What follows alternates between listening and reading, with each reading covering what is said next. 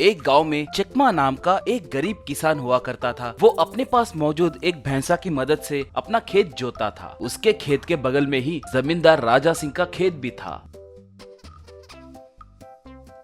बहुत दिनों से राजा सिंह को चकमा की जमीन को अपने जमीन के अंदर मिलाने की ख्वाहिश थी, इसलिए वो हरदम खेत बेचने के लिए चकमा से पूछता रहता था। चकमा, श्रीमान, ऐसे मेरे पीछे क्यों पड़ रहे हो जी? ये जमीन मेरी माँ जैसी है, मैं मर गया तो भी इसे नहीं बेचूंगा, कृपा करके मुझे तंग मत कीजिए, कहकर उसके आगे हाथ जोड़ता था। एक बार राजा सिंह एक सांप के टोकरी के साथ खेत के पास आया।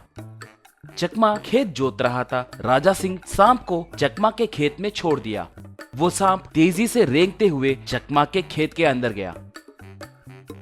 राजा सिंह, वो बूढ़ा मर गया तो मैं उसकी जमीन हड़प सकता हूँ, सोचा, मगर वो सांप सर सर करते हुए जाकर उस भैंसा को डस लेता है। बस वो भैंसा नीचे गिर के मर गया। चकमा उसे देखकर, अरे रे, मेरा भैंसा मर गया है, हे भगवान, अब कैसे मैं ये खेत कैसे जोतूं? कहकर रोने लगा। ये देखकर राजा सिंह, ये क्या, ये सांप ने ऐसे किया? जाने दो, अब बिना भैंसा के ये खेत जोत नहीं पाएगा और खेत बेच देगा। कहकर सोचा। मगर अगले दिन से चकमा हल को अपने कंधों पे रखकर खेत को जोतने लगा। ये देखकर राजा सिंह, बाप रे, बुढ़े कहीं के, लगता है तुम ये खेत नहीं छोड़ोगे, अब मैं क्या करूं? सोचा। एक बार शहर से चकमा का बेटा विमल एक ऑटो ट्रॉली चलाते हुए खेत के पास आया। पिता को मेहनत करते देख वो बहुत दुखी हुआ।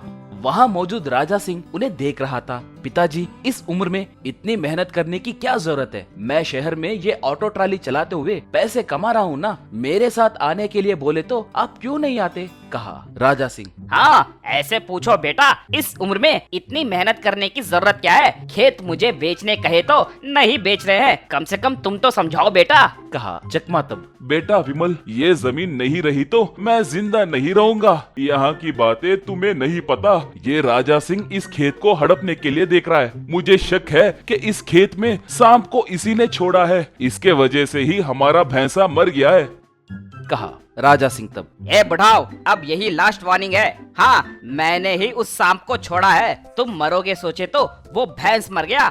शराफत से ये खेत मुझे दे दो। वैसे बूढ़े हो गए हो, तुम्हारे कंधे पे और कितने दिन खेत जोतोगे मैं भी देखता हूँ, कहा। विमल को पूरी बात समझ आ गया। वो, ए राजा सिंह, इतने दिनों से तुम मेरे पिताजी को सता रहे हो कहकर मुझे पता नहीं था। पिताजी का खेत तुम्हें हर किस नहीं बेचूंगा। अब से उन्हें अपने कंधों पे हल चलाने की जरूरत नहीं पड़ेगी। तुम क्या करोगे मैं भी देखता हूँ, कहकर उसे चेतावनी दिया।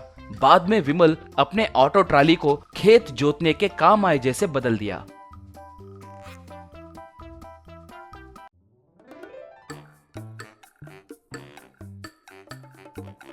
उसे देखकर चकमा आश्चर्य में पड़ गया।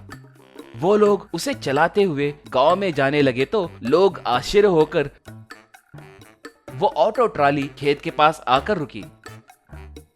गांव वाले भी वहां पर पहुंचे।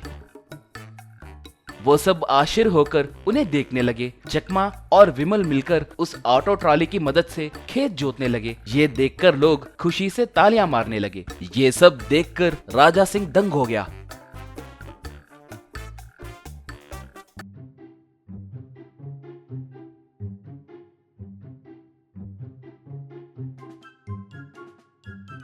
ठीक उसी समय जो सांप उसने खेत में छोड़ा था, वही सांप ने उसे डस लिया। वो जोर जोर से पुकारते हुए नीचे गिर गया। ये देखकर चकमा और विमल उसे अपने ऑटो में हॉस्पिटल ले गए।